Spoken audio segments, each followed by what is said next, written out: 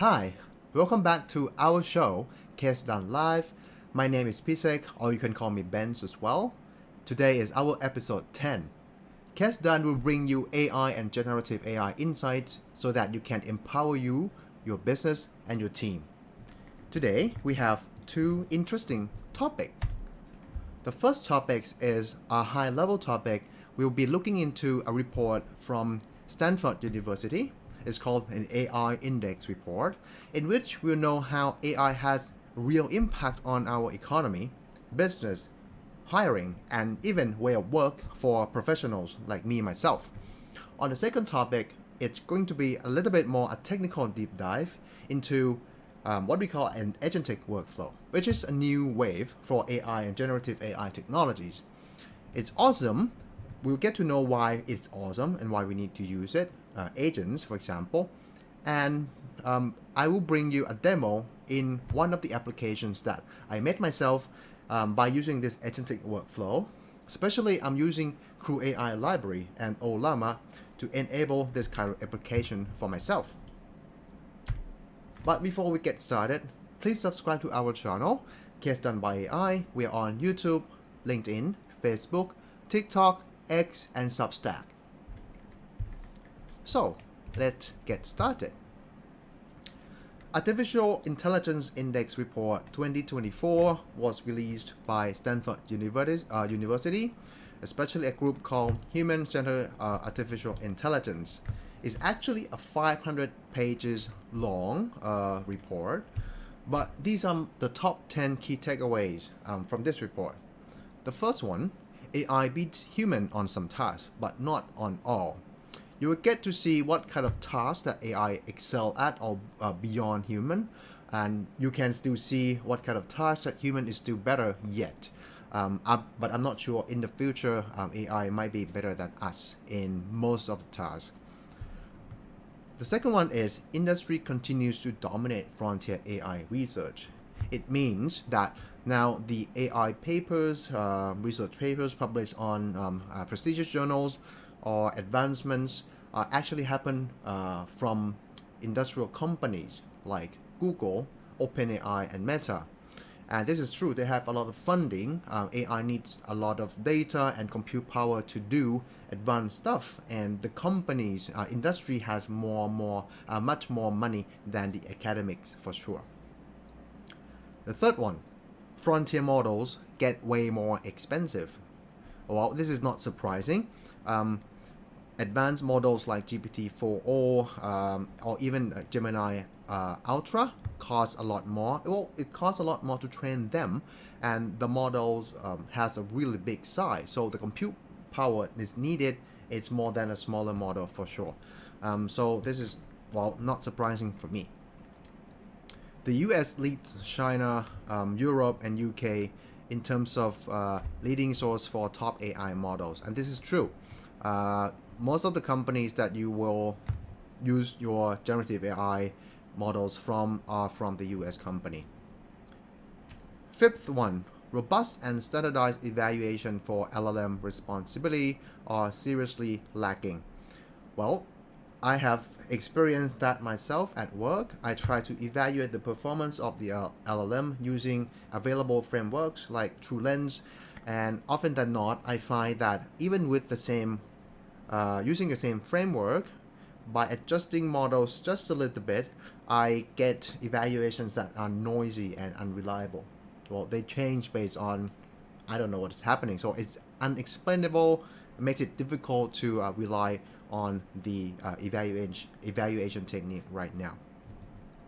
Number 6, generative AI investment skyrockets. This is true for this year, especially. There you get to see, if you go into the report, you get to see that there is a huge jump of investment in generative AI category itself. It's more than 10 times than it in the previous year.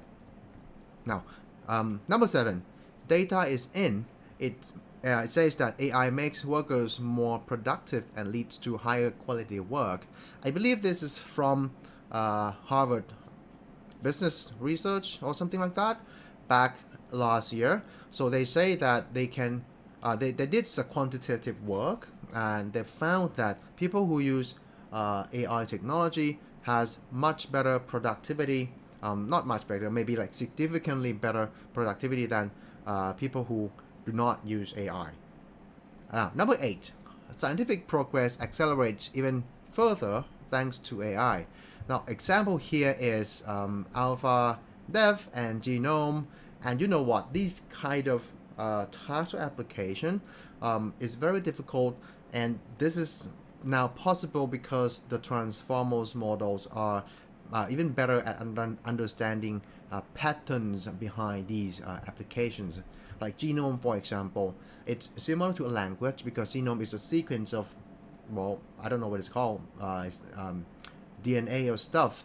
So these are sequences. So it's similar to languages because languages is a sequence of words, right? So a transformer-based technology help advancement in scientific progress there.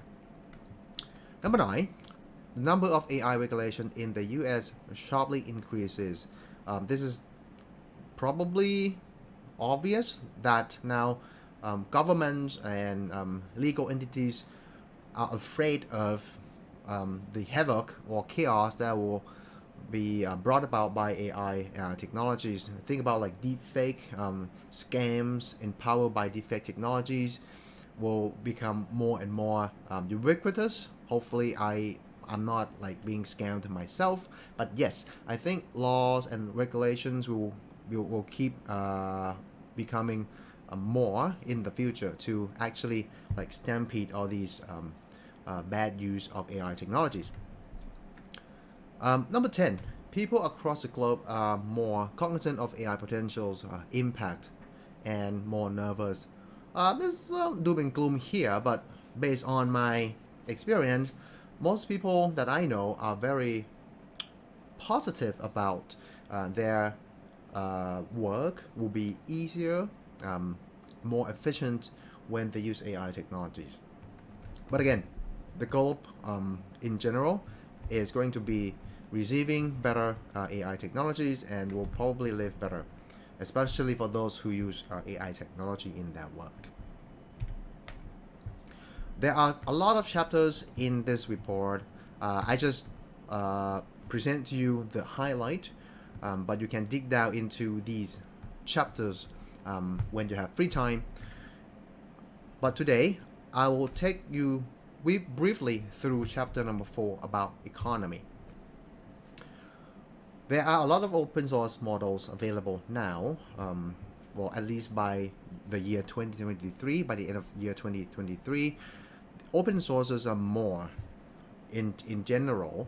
This is about 60% of the models out there are open source, and about like 20% are limited source, like a GPT-4, GPT-3.5, for example, and about 20% you have no access at all. Maybe these are just models that are mentioned by private companies, but haven't really released the models for the public access or even like a paid subscription.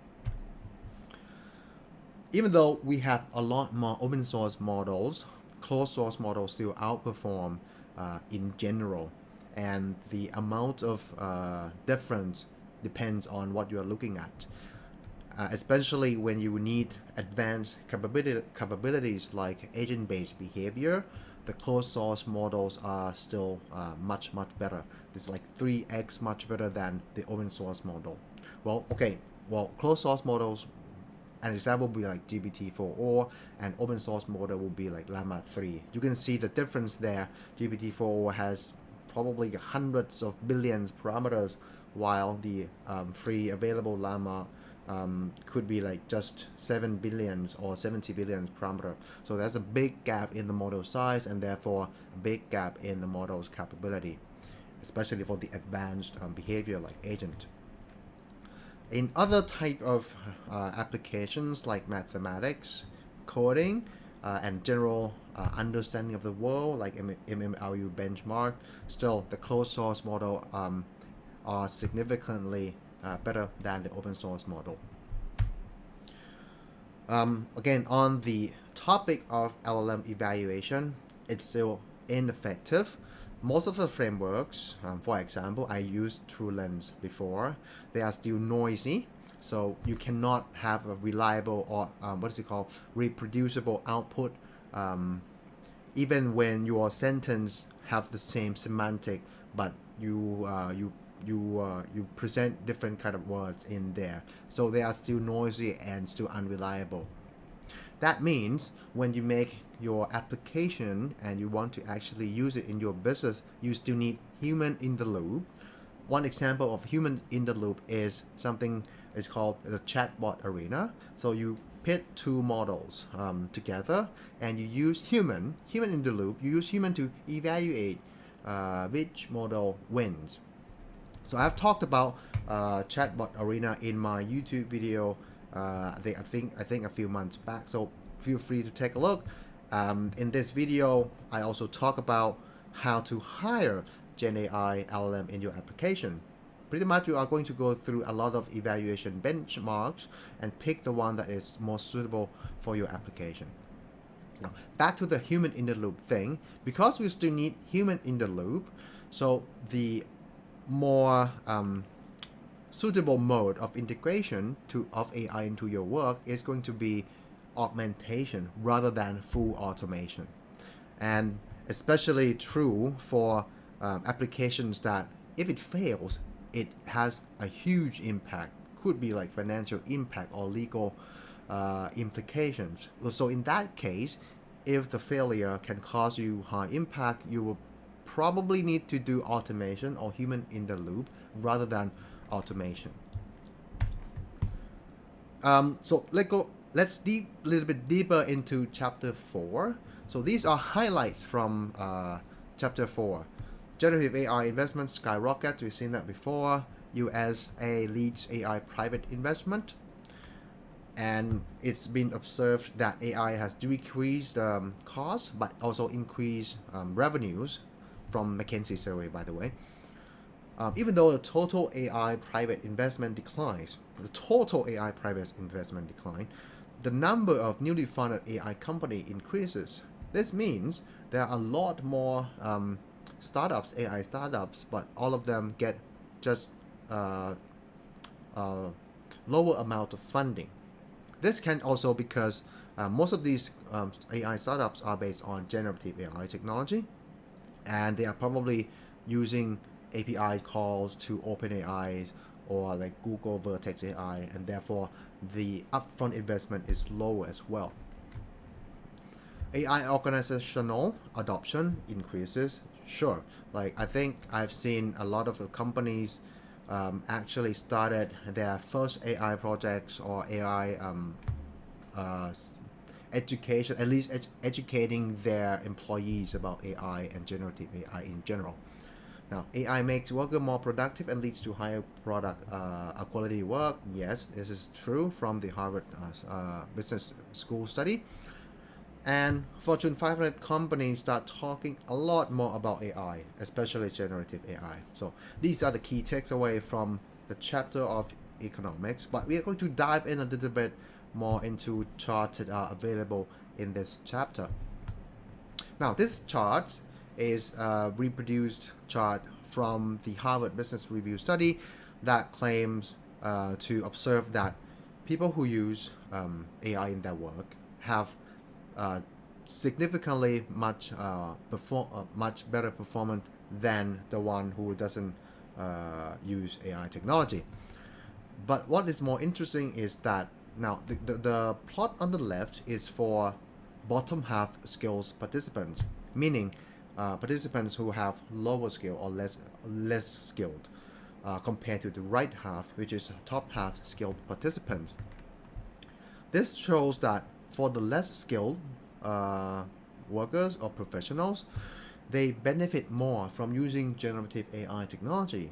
And this is true. Well, you don't need to get an MBA degree to know what is SWOT analysis is, or is 5 forces or PESTEL analysis is. You can ask GPT to apply the framework to your whatever it is you are looking at. So there is a lower barrier to use advanced knowledge or knowledge that you need to have when you need to like pay tons of money to study MBA.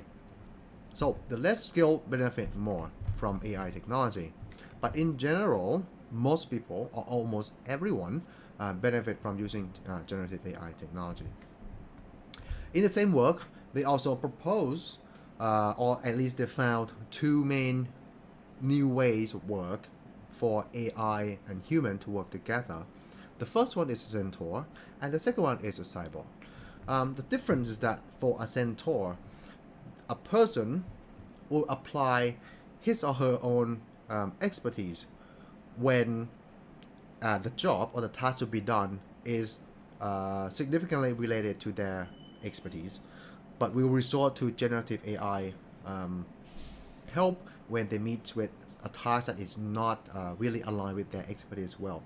For example, I am an AI researcher, I'm a team lead, but sometimes I need to manage a project.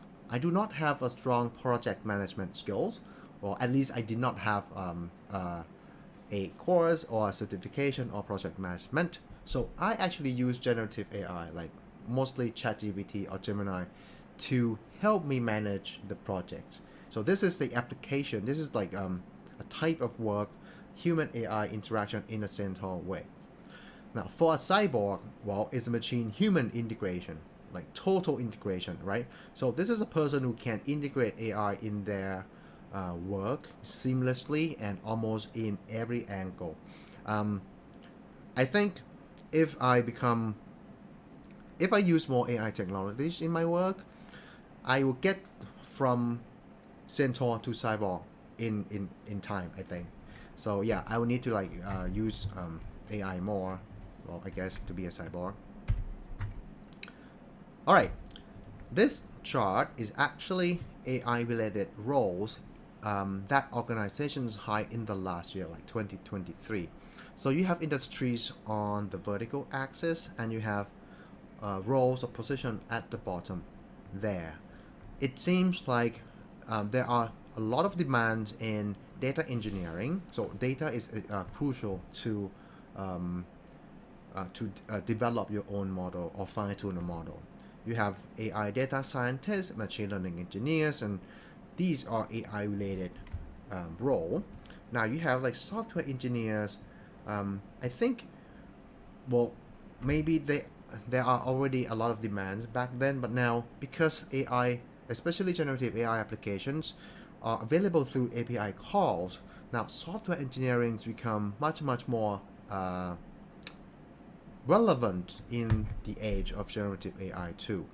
Software engineer can easily study how to use generative AI libraries and make very cool applications without deep knowledge in making AI models or fine-tuning model at all. So I envision that the demand of software engineering will even increase in the year to come. We have something called like data architect. This is necessary for, plan out data architect in your company, data visualization specialist. Maybe this is similar to data analyst role. But at the end there, you have prompt engineers. I don't really agree on the importance of this role. I think like anyone who wants to use generative AI needs to learn how to prompt. Yeah, this is my own opinion. Prompt engineer is not an engineer. It's just trying to find the best way to squeeze performance out of AI. It's not engineer at all.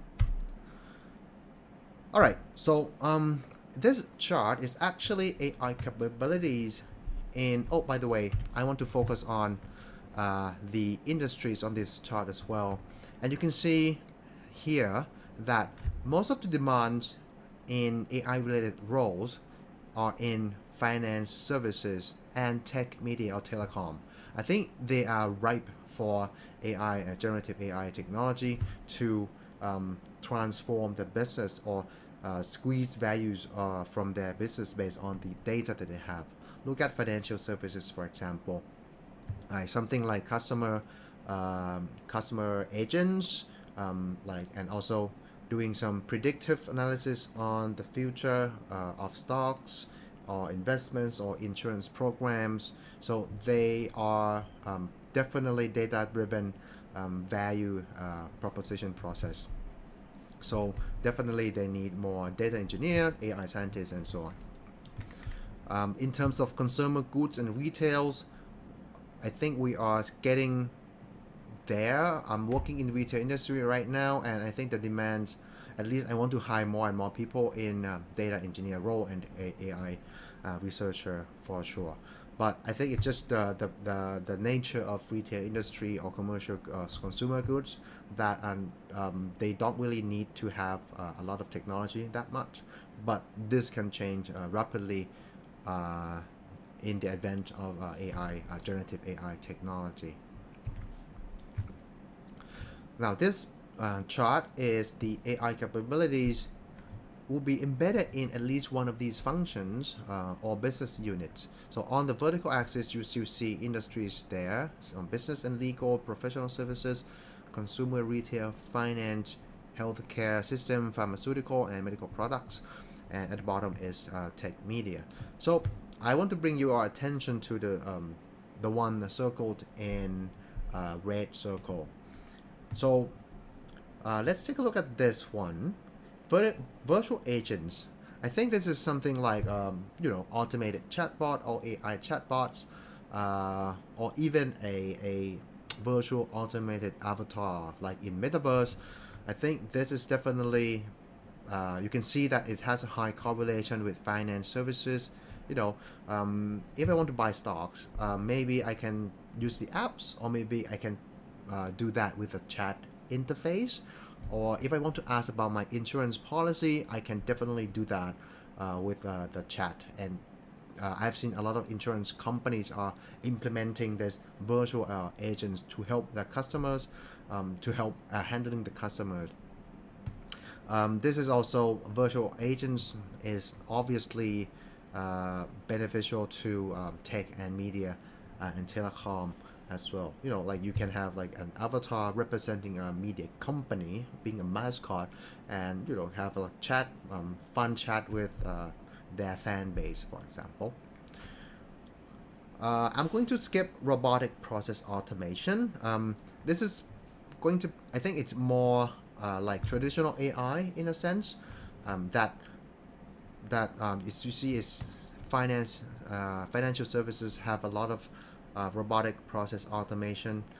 I'm not really sure there, but I think this is like mostly a traditional AI technology. But what I want to mention here is that now that transformers have transformed, it's not pun intended there. Transformer technology or architecture has made large language model really good at handling language tasks. The same type of architecture has made an improvement in robot navigation or robot language as well. You think about it, when you want to operate robot, you need you send it commands, right? Turn left, turn right, pick this, place that. It's the same thing as language. You have tokens, or you have series of words, in the sense that you just send the commands to a robot to do things. So if you looked at Google's work, you'll see that they have, I think they're, I'm not sure what it is, but last year they have made a huge improvement on robotic control based on transformer architectures. Here, now we are going to look into this column. This column is for the natural language text understanding. This is definitely, you see a lot of applications again in financial services, tech and media, telecoms. So these industries will need a advanced large language model to handle text understandings. For financial services, you probably have what is it called, SEC filing, or quarterly reports from public companies. They can use text understanding to analyze all these reports together and then come up with sentiment and future projection. Therefore, you see that they have concentrated their AI capabilities using the text understanding. This is my company, retail industry. It's peaked for computer vision. So consumer goods and retails probably need a lot of computer vision to understand their products, right? You can think about it as people want to search the product. Maybe they don't want to type in the product name. Maybe they just want to like snap a photo and upload to a retail company's server and ask what this product is. Do you have it in store? Where can I pick it up? So in retail companies, you will see a lot of applications in computer visions right here. Now the thing is, in this report, I think the others mean traditional computer vision models like convolutional neural networks or ResNet or YOLO, for example. Now, today we know that there's a lot of pushes and advancement in multimodal models. It's a large language model that understands language, text, image, and photos. You have seen this capability from GPT-4o already, but Google also has its own, the Gemini 1.5 Pro can handle multimodal as well. And this is going to change the way retail companies or consumer goods company use their computer vision. They don't need to use traditional computer vision models anymore. They can use these multimodal vision language model to handle this kind of task. I have seen people use a vision language model, VLM, to create a highly descriptive caption of a product. And they use this highly descriptive generated captions as a feature so that they can create a vector embedding database for search much better than before. In the next graph, next plot here, we are looking into most commonly adopted AI use cases by functions. Now, the color codings are here. Blue means service operations, pink means R&D or product development, and the green one is for marketing and sales activities. The top use case is contact center automation, and this is because it's a service operations. Yeah, so this kind of application is ripe to be deployed now that the AI knows language much better, so they can converse and hear and empathize with angry customers on the chat interface or chat channel better. Personalization and customer acquisitions, it's marked to be in the marketing and sales. Yes, personalization messages, personalization email campaigns or coupons are there to grab. You can implement it now. Customer acquisition, I think this could mean that you acquire customers via maybe a friendly chatbot, a chatbot that is not so pushy.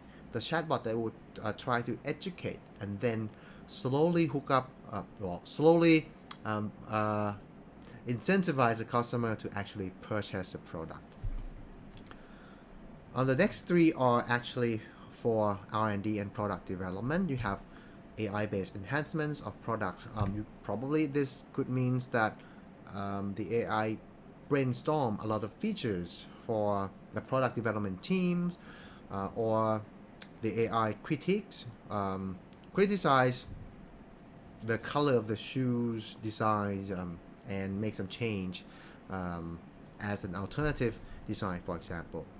The creation of new AI-based products, could be the same category as the one that we just covered above. Product feature optimization, I don't know what it means, but I don't know what it means in detail, but yes, generative AI could probably help you optimize the features. Probably need to take a look in this category in detail. Service operations optimization. Not really sure what it means. Is it just automation, traditional AI? Could be. Sales. Chatbot can help you sell better. It can answer to customers 24/7. You don't need human agents to do that anymore. So now your shops will have like a front desk 24/7 and every day throughout the year. Customer service analytics. So customer service analytics, the AI could probably help you analyze through your customer service data. Could be like rating or sentiment from an angry customer. The AI or generative AI can help you file through that as well. Predictive service and intervention. In terms of predictive service, I think it's more like a traditional AI territory. But again, this chart is AI use cases. The AI here can be traditional and generative AI. Now this plot is actually diving deeper into tasks, specific tasks, not just this overall use case here. So the first task that is dominating the survey is that now AI can help generating first draft of text documents. It could be like advertising copy or technical sales content or even like social media posts, for example. Personalized marketing, I think it means like sending marketing materials or marketing collaterals to consumers in a way that is personalized to their preference. And this could mean that you incorporate the recommendation engine into this pipeline, so each person will be recommended a different product, and the generative AI take this different personalized product and generate personal marketing materials for them. AI can now help with summarization of text or documents. This is not surprising at all. That's all the rage for the past 6 months, like summarize, RAG application. Creating images and or videos. I think this is going to be better, keep getting better as time goes by. For sure, very exciting, especially with the multimodal capability. Identifying trends in customer needs and or preferences. One of the way to do this is you can create an agent, and this agent will scrap the internet on a daily basis or weekly basis, and based on the information that it has scraped from the internet, it will analyze and summarize into trends. Yeah, I can see this happening, and I think it's going to be cool when you can identify trends that no one else, or at least no one someone who hasn't used AI, you can spot the trend before. You can position yourself to be providing supplies to the soon to come demand. Use of chatbots. Okay, that's ubiquitous. Use of chatbot again. Oh, this is for inside sales.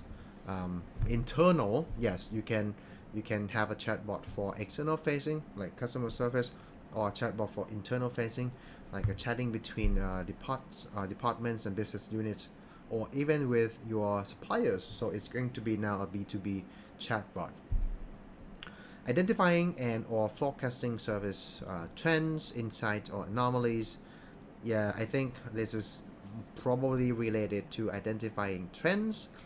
Forecasting, in my opinion, you should use predictive AI or traditional AI rather than generative AI, which might not have like a strong forecasting capability.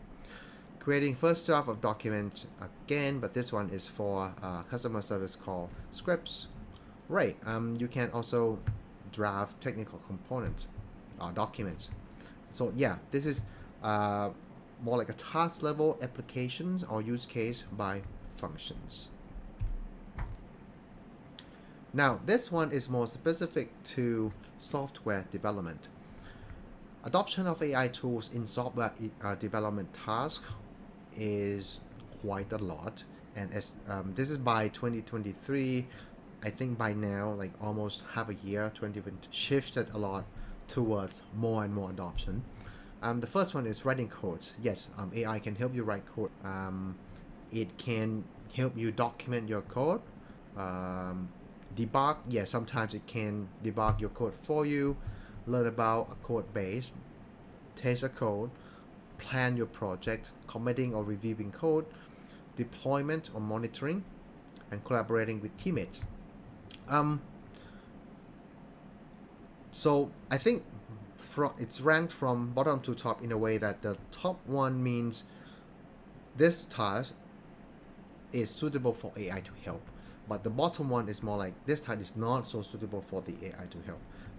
For example, like collaborating with teammates. I think I prefer human chat. AI can help a little bit. I don't know, but maybe. So this is what it is right now, but I can tell you that in the future, software development will definitely see a lot of AI tools, and these will compete with each other. So if you want to know more, check out Devin, right?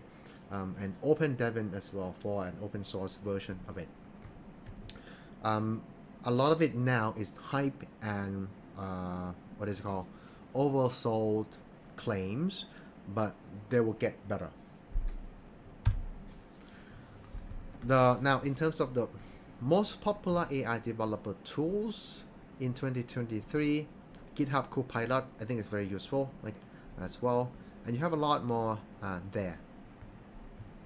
In terms of most popular AI search tools among professional developers, ChatGPT comes at the top, and I think this is going to change just a little bit now. Well, ChatGPT is still probably the first one, but you might have Gemini there and Claude from Anthropic at the bottom.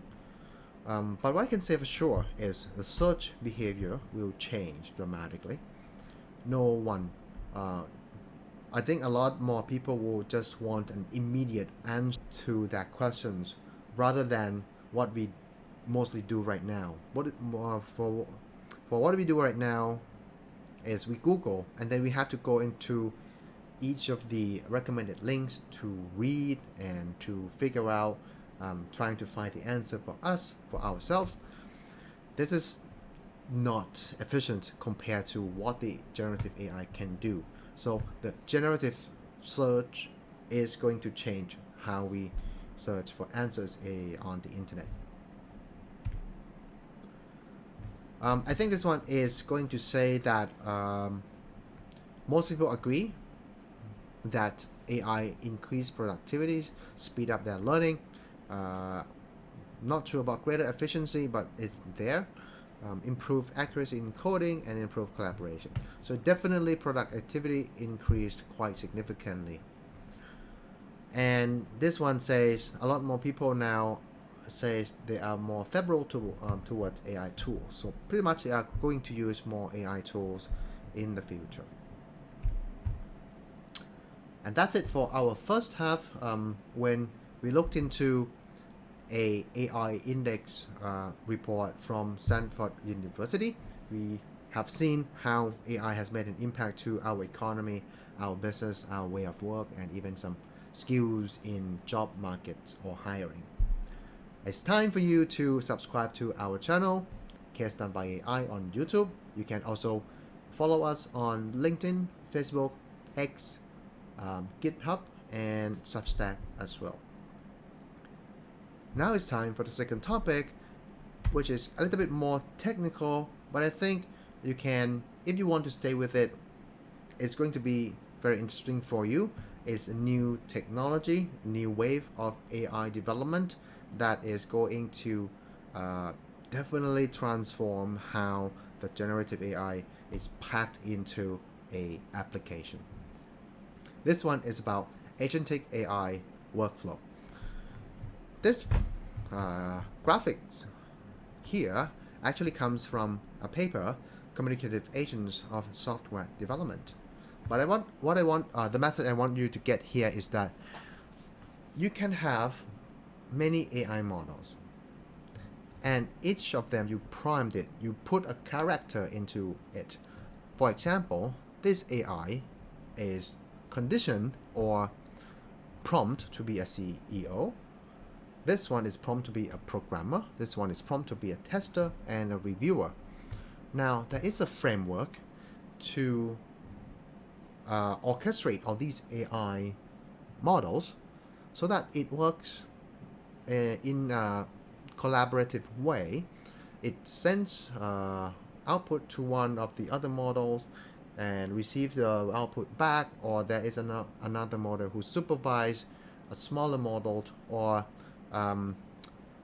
take that and generate an alternative solutions, and you can now the models can these little agents can combine the result together.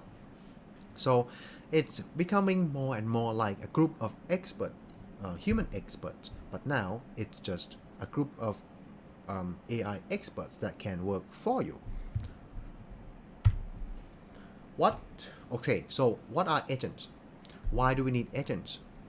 It appears to be that when we use agents or agentic framework, we get better performance. This plot is from the badge by deeplearning.ai. It compares performance using the human eval benchmark, but it compares these performance for different agent framework that it uses. The zero shot here doesn't use agent at all. You just ask ChatGPT to do some tasks, and you just get the result, and that's it. In other approaches, you apply some kind of like agent or some fine or refinement into your app. One of them is called reflection, the other one is to use, the other one is called planning, and the last one is multi-agent. But the key message here is that when you deploy AI workflow rather than zero shot, you get better performance.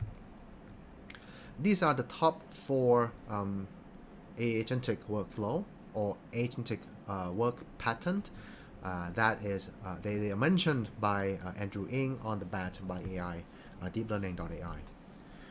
Now the first one, reflection. Reflection means you give an opportunity for the LLM to analyze its previous response.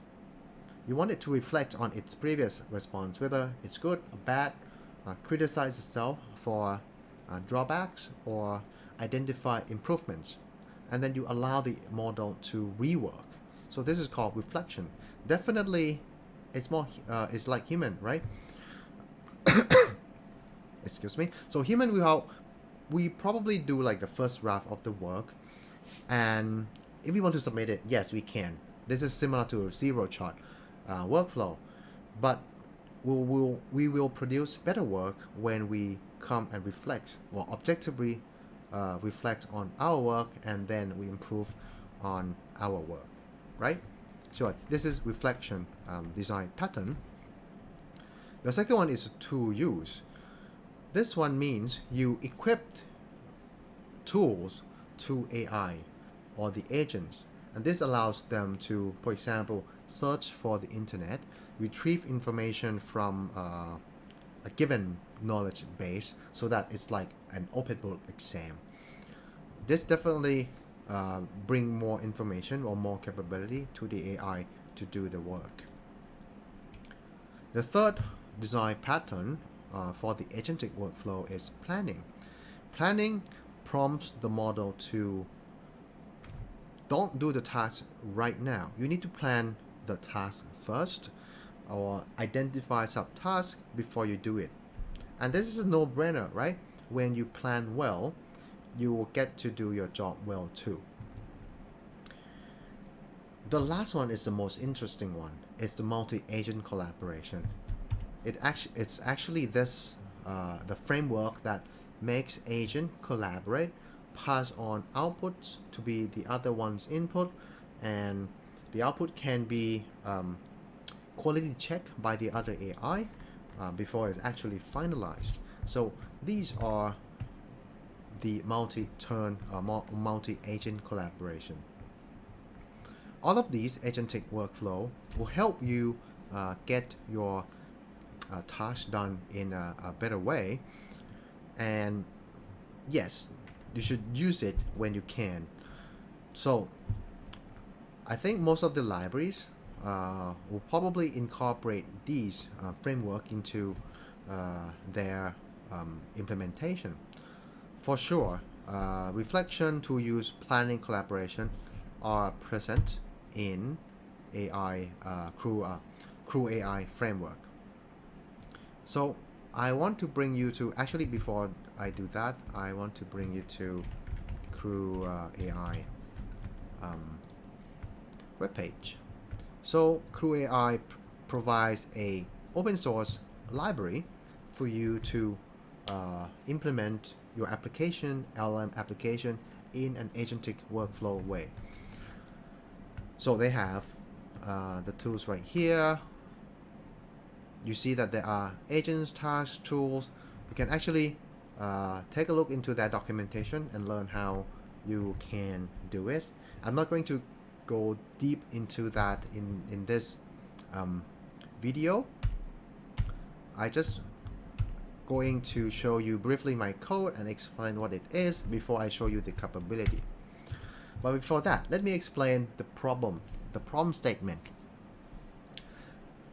This is my problem. I have created my YouTube video and I want to publicize it by creating social media posts so that I can get more views, right? I asked myself, how can I do this efficiently?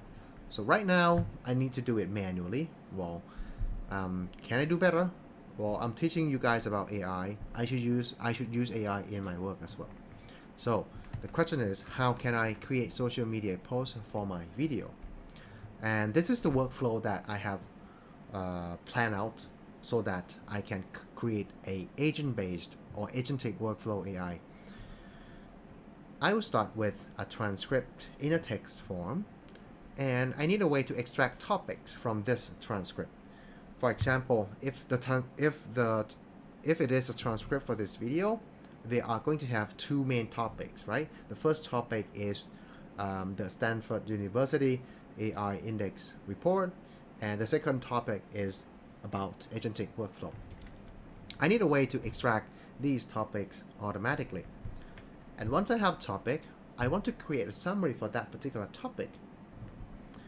And because I'm going to write a social media content, I need to know this topic. For this topic, what kind of value propositions this provides to the audience or the end users. So I want a way to automate the value proposition extractions.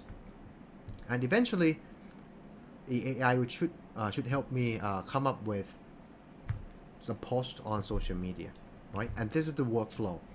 And you can see the dependency on input from one stage to the other. Like topic 1, I only need one input, the original transcript text. For topic 1 summary, I probably need both the topic 1 itself and the original text so that I can extract the summary about the topic 1. And so on and so on. For value propositions, I need topic summary as well as topic 1, for example. And based on this workflow, I know what kind of task I need in each step. The first one is extraction task. I want to extract topic from a text. And for a summary, I need a summarization task. And for value proposition, I need to create value propositions from the topic summary. And for social media content, I need to create the social media content. And all of these steps is actually one AI. This is one AI. AI for extraction, AI for summary, AI for create value proposition, and AI for create social media content. And I'm going to show you now how to do this in coding in crewAI. Right, so let's get to it. Here is my whole code. It's about 250 lines, and it took me 4 hours to come up with this functional code. All right, I'm actually running something like that right now, so let me just clear and restart for you guys. So before I run this, actually I should run it now because the first demo, I'm going to use Ollama on my machine, so you can see that this application, the application made by crewAI, can be run locally using Llama 3 on your laptop. So first of all, I am going to serve up Llama use it. Okay. And then I am going to run this code. This code is being executed. It's Gradio interface, and I can reach out to this interface via this local URL. So you see the port here is 7860, which is right here, 7860. So I'm going to refresh this now. Alright, this is a user interface from that code. What I am going to do now is I am going to drop a file in there, load it up, and so once I load the file, I can select a model I want to use. I am going to use OpenLlama 3 first, and then the first step is to extract topics. I want to extract 5 topics, and then I will select a topic and then create a social media post. So let me do it now. So this is an example text. So it's about my previous video on prompt engineering. Here it is. So this text is the transcription that I made locally as well using Whisper model. I can make a video of that for you to know, to show you later, but here it is. I extract this transcript using my downloaded Whisper model, and here now I am going to kick off topic extractions. I want 5 topics. Alright, so it's initiating that calculation right now, and as you can see here, this is a printout. So now one of the agent is working for me. Alright, while it's working, I am going to explain to you about the code. By the way, the text here is about, this is the text that I just gave it to the model to work on. It's about 3,000 tokens. You need to make sure that you have enough context length to work with the transcription here. You can make a simple calculation, right? Let's say that for each second I say about 2 words. Therefore, well, for 30 minutes of transcription, I will make about 6,000 something. Hold on. So 30 minutes is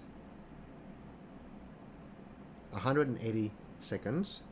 Each second is about 2 words. So I will have about 3,600 words, and this is about multiplied by 4. It's about 4,800 tokens. So for 30 minutes of speaking, you are going to consume about 4,800 tokens. Yeah, so be careful of your context length capability. Alright, so the first few lines are definitely import. Now I have kept my OpenAI key in this file. This function will create an LLM for me. I can choose whatever model I want. I put in here OpenAI GPT-4o, OpenAI GPT 3.5 Turbo, or the Ollama Llama 3 served on my local machine right there. So this function will take a config, and the will have a model, a chosen model that I have shown you that I picked right here. This one is Ollama Llama 3. This function is responsible for creating a crew of AI to extract topics. So the first thing you see here is an agent. This agent is responsible for extracting topics. In working with crewAI and creating your agent, you need to define at least 3 things. The role of the agent. I call this guy a senior topic extractor. The goal, you need to explain what this agent needs to do. What's its goal? For now, for this one, its goal is to extract number of topics, number of top-level topics from a given transcript. A backstory is actually, you can think of it as putting character or some kind of like fine-tuning or condition for your AI, right? So I say for this one, you are an expert in analyzing a transcript and extract top-level topics. You rely on your expertise in identifying topics, subtopics, supporting evidences, and side notes. So yeah, this is more like giving a character or a capability, defining a capability for this agent.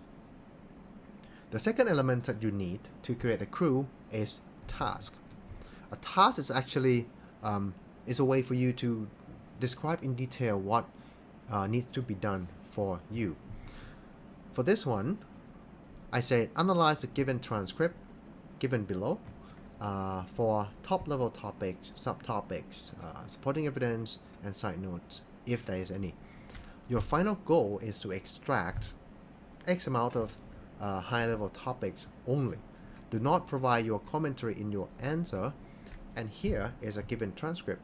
You see, this is similar to a prompting way that you usually need to do with ChatGPT or Gemini, but it's now broken down into agent. It's more about the AI, and also break down into a task, which is more of a task itself. All right. So and in a task, you specify what kind of agent you want this task to be executed for.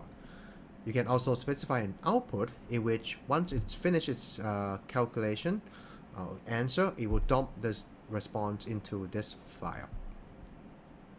You can also flag for whether you want to have human input or human in the loop before the task is finished, and you can also do this task asynchronously as well.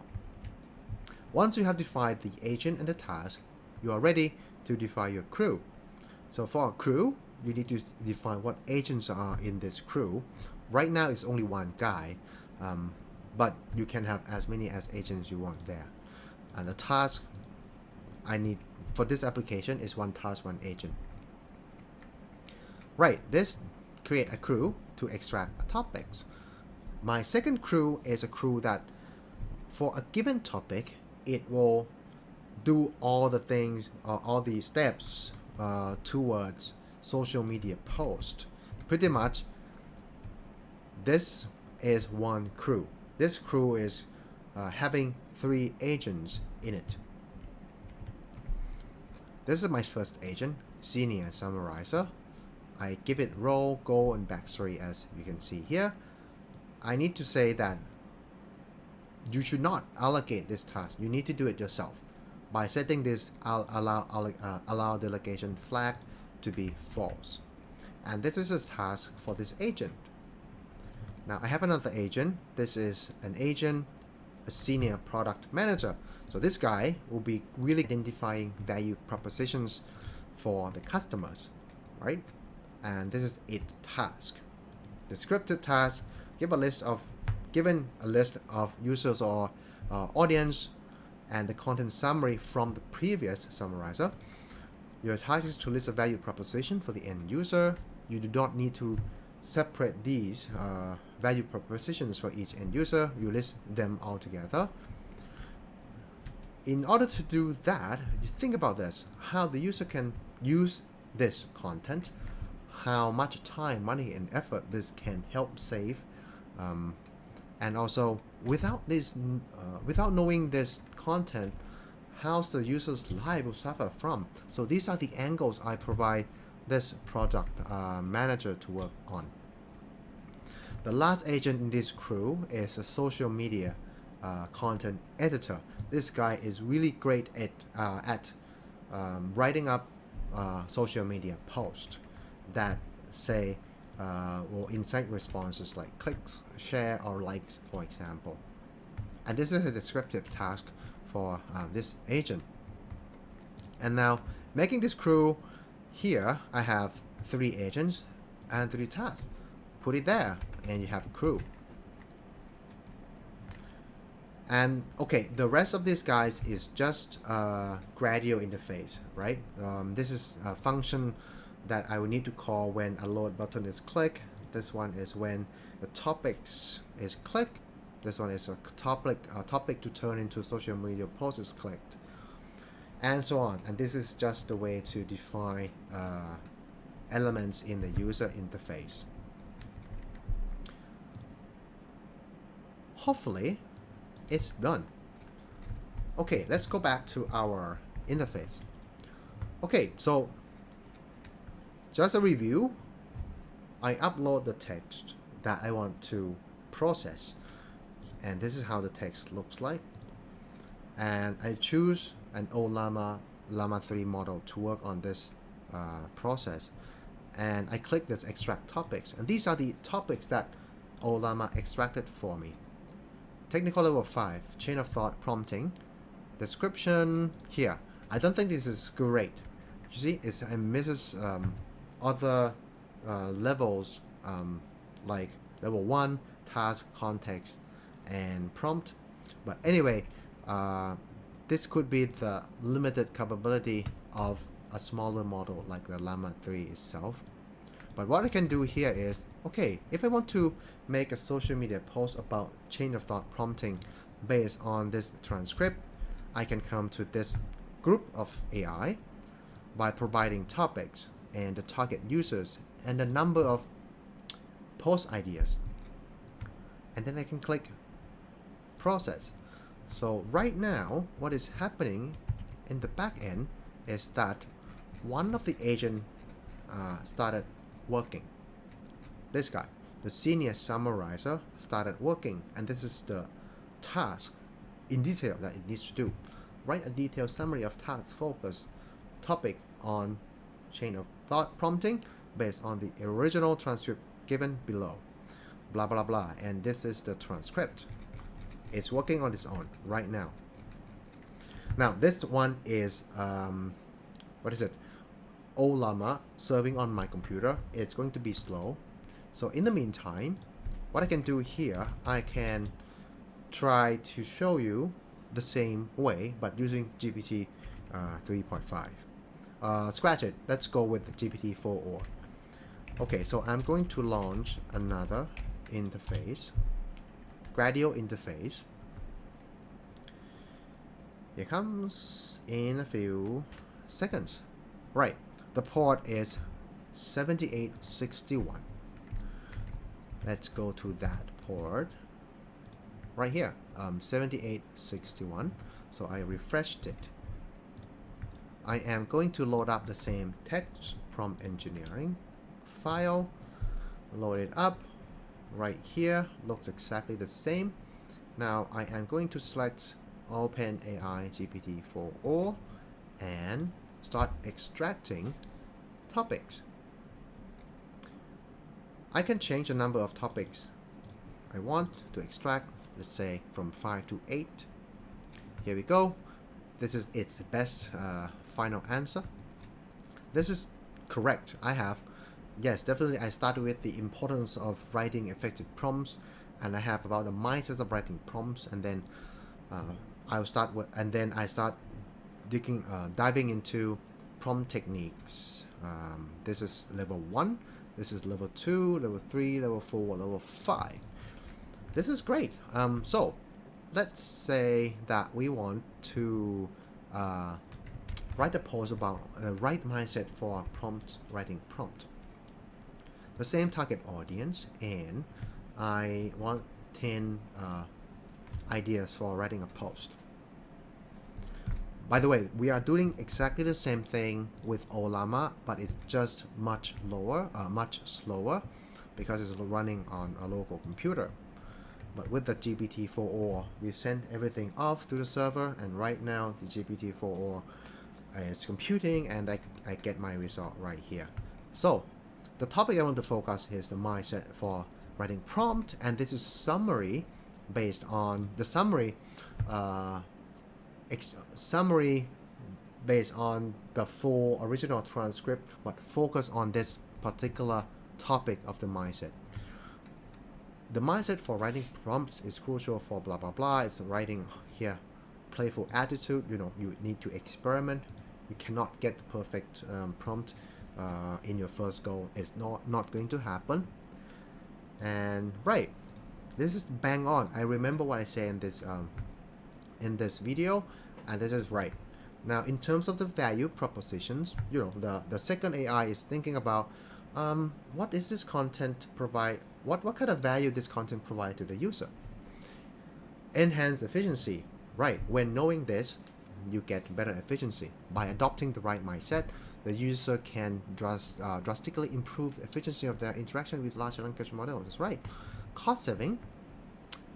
Effective prompt engineering minimizes the needs for extended trial and error. Could be. Competitive advantage. Understanding and leveraging the iterative, playful approach to prompt writing ensures that users stay ahead of curve in harnessing LM capability. That's true as well. Optimizing outputs, increase innovation. What is it about? A playful and exploratory approach to prompt writing can lead to discovery of new and innovative ways to use large language model. Could be right.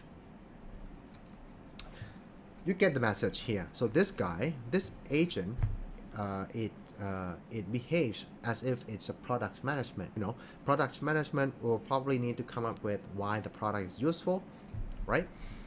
And the last agent is responsible for creating drafts to put on social media posts. The first idea is here. Want to supercharge your interaction with large language model? ? Embrace the mindset of iterative refinement. Discover how small tweaks can lead to big results. This is great. I can just copy and paste, to be honest. The second one is struggling with prompt engineering. Learn how playful attitude and iterative refinement can save your time and money. Get the competitive edge you need. Do you think this is like asking for call to action? I think so, right? It's grabbing attention. If I'm desperately looking for or struggling with prompt engineering, I might take a look into this if I see this social media post. So yeah, I get what I want here. So this guy can give me 10 ideas for social media post for this particularly topic. And in the way that I decide to use this user interface, I can click an export button and it's saved right here. Well, yeah, directly saved. Okay. How is this one doing? Well, this guy finished too. Alright, let's take a look at this one. By the way, this one is run by using Ollama Llama 3. How is it handling a topic of chain of thought prompting? This is a summary. The concept of chain of thought prompting is a level 5 technique that triggers a large language model to think logically in sequence. This is correct. And the second paragraph is, an example provided in the transcript, zero-shot chain of thought prompts involves providing a keyword to trigger the chain of thought capability without providing explicit example. This is good too. Here, the keyword is step by step. For all the value propositions, effortless task automation by leveraging chain of thought prompting, engineer can automate your write. What about this one? Enhanced collaboration by providing a clear path for thinking and processing information. Chain of thought prompting facilitates effective communication among team members. This is made up, I think. Well, could be related to my bad prompting to this AI, or could be related to the limited capability of the Llama 3 model right here. But what about the suggestions for media posts, unlock the power of logical thinking, discover how chain of thought prompting revolutionizes task automation. Revolutionize strong word, guys, but again, this is okay. Say goodbye to tedious manual processing. Chain of thought prompting is here to streamline development processes. Well, this is useful. You can see that now, even with Llama 3 model on my computer, can actually produce something that is usable. And this is it, guys. This is about crewAI. I have shown you the way of how to construct, actually let's go back to this one. I've shown you the way of how to decompose your big task into steps so that you can identify the AI that is suitable for this, and you can then make this into an AI agent, and you now can have like a collective group of AI agents, and you orchestrate this work to be done in one go. And you can use this by using crewAI, and it's compatible with Ollama, serving the LLM locally.